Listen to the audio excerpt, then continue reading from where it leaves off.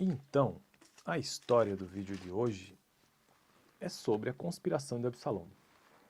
A história da conspiração de Absalão, que está no capítulo 15 do segundo livro de Samuel. Vamos ver o que diz esse texto. Então, um texto até que não é curto não, mas vamos lá. A conspiração de Absalão e a fuga de Davi. Então, são duas, é uma história só, mas temos um subtítulo aqui no meio. Algum tempo depois, Absalão adquiriu uma carruagem, cavalos e uma escolta de 50 homens. Ele se levantava cedo e ficava junto ao caminho que levava à porta da cidade. Sempre que alguém trazia uma causa para ser decidida pelo rei, Absalão chamava e perguntava de que cidade vinha. A pessoa respondia que era de uma das tribos de Israel. E Absalão dizia: a sua causa é válida e legítima, mas não há nenhum representante do rei para ouvi-lo. E Absalão acrescentava: quem me dera ser designado juiz dessa terra? Todos os que tivessem uma causa ou uma questão legal viriam a mim, e eu lhe faria justiça. E sempre que alguém se aproximava dele para prostrar-se em sinal de respeito, Absalão estendia a mão, abraçava-o e beijava-o. Absalão agia assim com todos os israelitas que vinham pedir que o rei lhe fizesse justiça. Assim ele foi conquistando a lealdade dos homens de Israel. Ao final de 4 anos, Absalão disse ao rei: deixe-me ir a Hebrom para cumprir um voto que fiz ao Senhor. Quando teu servo estava em Jesur, na Síria, fez este voto: se o Senhor me permitir voltar a Jerusalém, prestarei culto a ele em Hebrom. Vá em paz, disse o rei, e ele foi para Hebrom. Absalão enviou secretamente mensageiros a todas as tribos de Israel, dizendo: assim que vocês ouvirem os sons da trombeta, digam: Absalão é rei em Hebrom. Absalão levou 200 homens de Jerusalém, eles tinham sido convidados e nada sabiam, que nem suspeitavam do que estava acontecendo. Depois de oferecer sacrifícios, Absalão mandou chamar Aitofel na cidade de Gilo, acho que é Gilo, conselheiro de Davi. A conspiração ganhou força e cresceu o número dos que seguiam Absalão. Então o mensageiro chegou e disse a Davi: os israelitas estão com Absalão. Em vista disso, Davi disse aos conselheiros que estavam com ele em Jerusalém: vamos fugir, caso contrário não escaparemos de Absalão. Se não partirmos imediatamente, ele nos alcançará, causará a nossa ruína e matará o povo à espada. Os conselheiros do rei lhe responderam: seus servos estão dispostos a fazer tudo o que o rei nosso senhor decidir. O rei partiu, seguido por todos os de sua família. Deixou, porém, 10 concubinas para tomarem conta do palácio. Assim o rei partiu com todo o povo.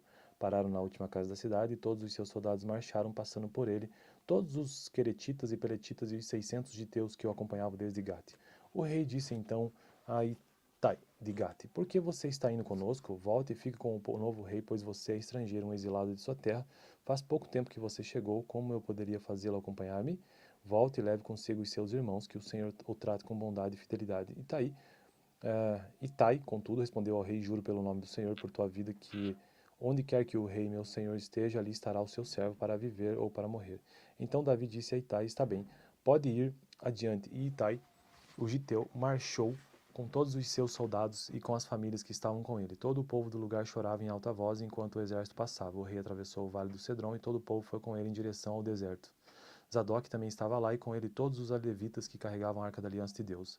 Abiatar também estava lá. Puseram no chão a arca de Deus, que até que o povo saísse da cidade. Então o rei disse a Zadok: leve a arca de Deus de volta para a cidade. Se o Senhor mostrar benevolência a mim, ele me trará de volta e me deixará ver a arca e o lugar onde ela deve permanecer. Mas se ele disser que já não sou do seu agrado, aqui estou, faça ele comigo a sua vontade. Disse ainda o rei ao sacerdote Zadok: fique alerta, volte em paz para a cidade, você, Aimás, seu filho e Jonatas, filho de Abiatar.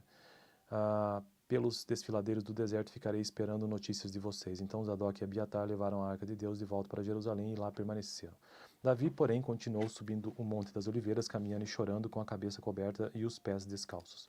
E todos os que iam com ele também tinham a cabeça coberta e subiam chorando. Quando informaram a Davi que Aitofel era um dos conspiradores que apoiavam Absalão, Davi orou: o Senhor transforma em loucura os conselhos de Aitofel.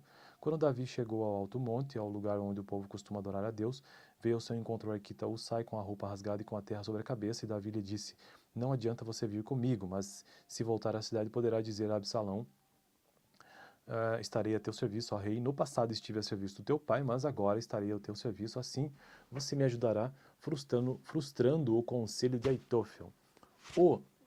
Os sacerdotes Zadok e Abiatar estarão lá com você. Informe-os do que você souber no palácio. Também estarão lá os 2 filhos deles, Ahimaas e Jonatas, por meio deles me informe de tudo o que você ouvir. Hussai, amigo de Davi, chegou a Jerusalém quando Absalão estava entrando na cidade. Então, esta foi a história da conspiração de Absalão e a fuga de Davi no capítulo 15 do segundo livro de Samuel. Próximo vídeo, capítulo 16, sobre Davi e Zilba. Valeu!